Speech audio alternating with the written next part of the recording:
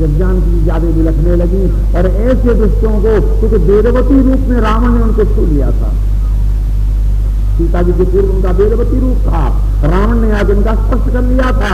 तो माँ ने पूछा था, बोल क्या कहता है, अभी जाना चाहता है सहित तो परिवार के तो रुक के।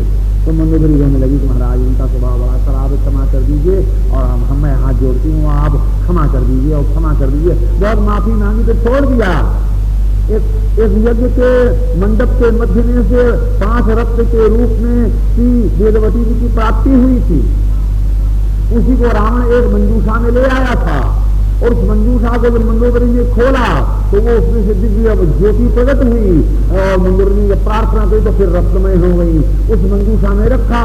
और रावण ने कहा, एक काम करो, मैं ब्रह्मवादी और जनक ब्रह्मवादी। मगर रावण ब्रह्मवादी ऐसा था कि केवल शक्ति को ही प्राप्त करना चाहता था, शक्तिमान को नहीं। मगर जनक जो थे शक्ति को प्राप्त करके शक्तिमान को अर्पित करना चाहते। रावण और जनक में यही फर्क था, इसलिए उसने उस मंजूषा को वहीं ले आकर रख दिया, और मृत्युओं का घट कर में जब वसूल किया, उस मंजूषा के बगल में उसको रखा, और दोनों जो संबंधित हुए तो अयोनिजा माँ का प्राकट्य हुआ।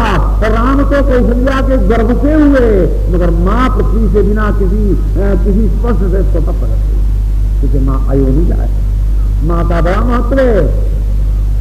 तो आज माँ सामने जयमाल लिए खड़ी हुई है, और भगवान रामभद्र जा रहे हैं तो एक बार जरा सा मुड़ के देखा, ओहो यही दिलों के चक्कर उधर कैसे कि सब गरुड़ लघु ब्याल ही जैसे। एक बार जानकी जी को, आप इतना घबरा रही हैं, आप घबराई नहीं, इसी धनुष को जिसने जगत को जो है जबरदस्त कर दिया है, यही धनुष एक बार जो देखा तो भगवान को देखने में एक ऐसी दृष्टि में सृष्टि है कि वही धनुष से इतना दीर्घाकार था, वो ऐसे हो गया जैसे गौ को देखकर सर पर अपनी गेंदुली बांध कर यूं हो जाता। समाज वाले टकरा गए कि धनुष को तोड़ देंगे, इसमें दो राय नहीं है, मगर जा रहे हैं बड़े धीरे धीरे, इसे डर लगता है जैसे मत हाथी जा रहा हो।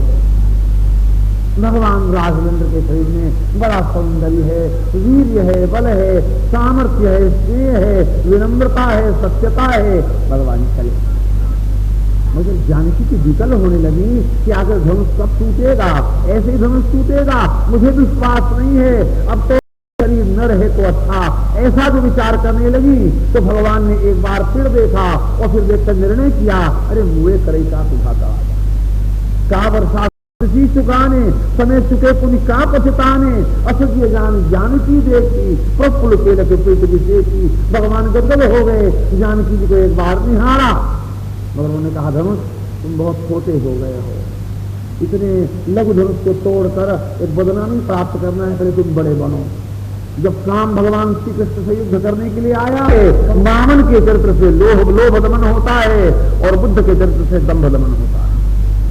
एक एक के चरित्र से एक एक महत्ता प्रकट होती है, समझ देखना चाहिए। और चमत्कार ये है कि कृष्ण के चरित्र में काम की झलक मिलती है, राम के चरित्र में मोह की झलक मिलती है, परशुराम के चरित्र में क्रोध की झलक मिलती है, और वामन के चरित्र में लोभ की झलक मिलती है, और बुद्ध के चरित्र में दम्भ की झलक मिलती है। बात विपरीत है, मगर डूब कर देखो तो विपरीत लाभ दिखलाई पड़ता है, बड़ा आनंद है। भगवान चले, अरे भैया तोड़ना ही तो क्यों तंग कर रहे हो, परेशान क्यों कर रहे हो, इतना धीरे धीरे धीरे धीरे जाके क्यों तंग कर रहे हो।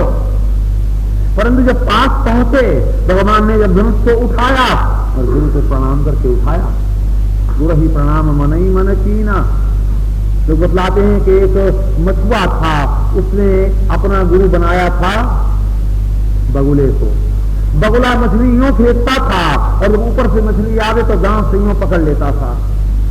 तो देखते देखते उसने भाला फेंकना आरंभ किया, और भाला यूं फेंके और अपने दांत से यूं पकड़ ले, और पकड़ने के बाद जब उसने व्यापार आरंभ किया तो लाखों कमाया। लोग कहवास चमचमाता भाला यूं फेंक कर दांत। तो लोगों ने एक दिन पूछा कि तुम्हारे गुरु कौन है? कहा हमारा गुरु कोई नहीं, हमने तो यूं ही सीख लिया। बस गुरु को बुलाते ही उस दिन जो भाला फेंका तो उस दिन वो उनके सामने आ नहीं सका बगुला, और जब बगुला आया नहीं तो पकड़ने की क्रिया भूल गया, वो पेट में उतर गया, वो उसी दिन समापन हो गया जीवन का। और भगवान राघवेंद्र ने जब धनुष तोड़ना आरंभ किया तो गुरु ही प्रणाम मन ही मन कीना, और जिस समय लौट के आए, विश्व विजय करके लौट के आए, तो खाई हरे गुरु चरण सरोरु अनुय सहित अधिकुलक तनोरु हो, गुरु वशिष्ठ कुल पूज्य हमारे, इनकी कृपा बनी। हमने क्या किया, ये तो हमारे गुरु महाराज ने सब करा रहे हैं, वही किया, हम तो निमित्त मात्र थे, बस ये धनुष और बाण उनके चरणों में रख दिया था महाराज, हम कुछ करने योग्य नहीं।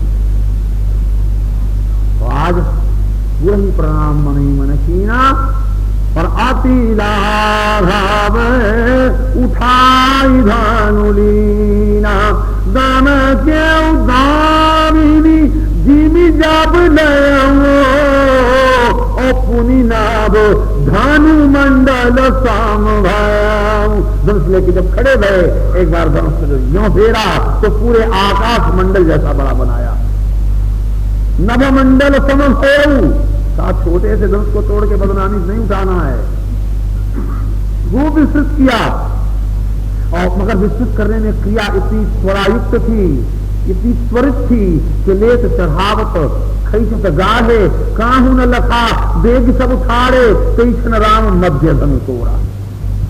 क्षण के मध्य में धनुष को मध्य से तोड़ दिया, और इतनी क्रियाकलाप भी किया, लोग समझे अभी राम धनुष लेकर धनुष लेने आए हैं, और धनुष टूट भी गया, और भगवान राघवेंद्र खड़े भी हो गए।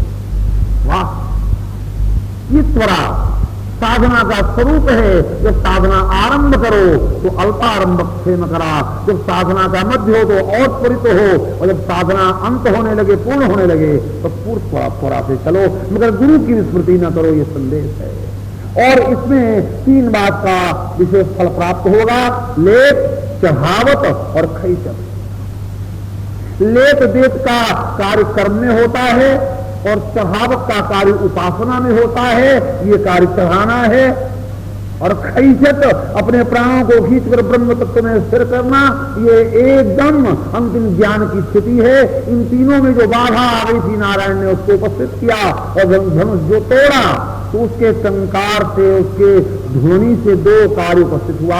ऐसा मालूम पड़ा कि भगवान राघवेंद्र ने जो कीर्ति को जन्म दिया, वो कीर्ति कुमारी इस ध्वनि के साथ विश्व में भ्रमण करने चली।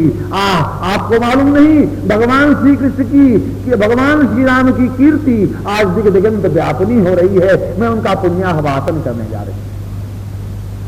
ऐसा लगा आनंद घोष करती हुई, मंगल शंख बजाती हुई आज वो कीर्ति देवी साथ जा रही है, और एक बड़ा आनंद प्राप्त हुआ।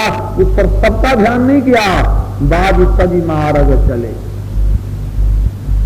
इतने दक्षिणायन है, और दक्षिणायन में विवाह नहीं होता, और धनुष टूटते ही विवाह हो गया, टूटते ही धनु भयो विवाह।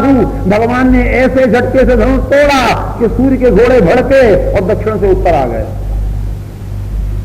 हाँ, वाह, ये लीला है। बारी तरी मार्ग चले, दक्षिण से फट उत्तर आ गए, और विवाह का मुहूर्त बन गया। नहीं तो विवाह का मुहूर्त बनता, लटकते रह जाते। महाराज जनक कब ब्याह करते, बारात कब आती। जनकपुर वाले तो आज भी लड़ते हैं अयोध्या वालों से, कहा रे तुम लोग बड़े लालची हो। विवाह होना था अघन के महीने में, और कार्तिक से ही जम गए वहां। कहा नहीं, तुम्हारा कुछ नहीं खाया, हम अपना सामान लेके आए थे। कोटिन कामरी चले कहारा, विविध वस्तु को वरने पारा। कहा साफ सभ्यता के नाते से आप ले आए, मगर हम ऐसे असभ्य थोड़े ना कि आपका सामान आपको खाने दें। तो आप अपना सामान तो लौटाने के लिए लाए थे, खाया तो सब आपने हमारे यहाँ। अरे महाराज, ऐसे बराती लोग, जब आपको मंदिर में ठिकाने की बात नहीं, जो पुलों के पास जो विश्राम के स्थल बनाए गए थे, उसमें जब आप रहे तो आपको अयोध्या भूल गई, सकल बरातन मंदिर भूले। तो आपको हम क्या कहें, आप जनकपुर से अयोध्या की क्या तुलना है। आप प्रेम कला उनका है, सुनो तो मौज आती है। वो कहते हैं कि आप हमारे द्वारा, उन्होंने कहा नहीं साहब, सारी कन्या संसार भर की तो जनकपुर में पैदा भई, और सारे बर अयोध्या में पैदा है। हम लोग पहले से इसीलिए आए कि राम के साथ पूरी अयोध्या ब्याह जाए।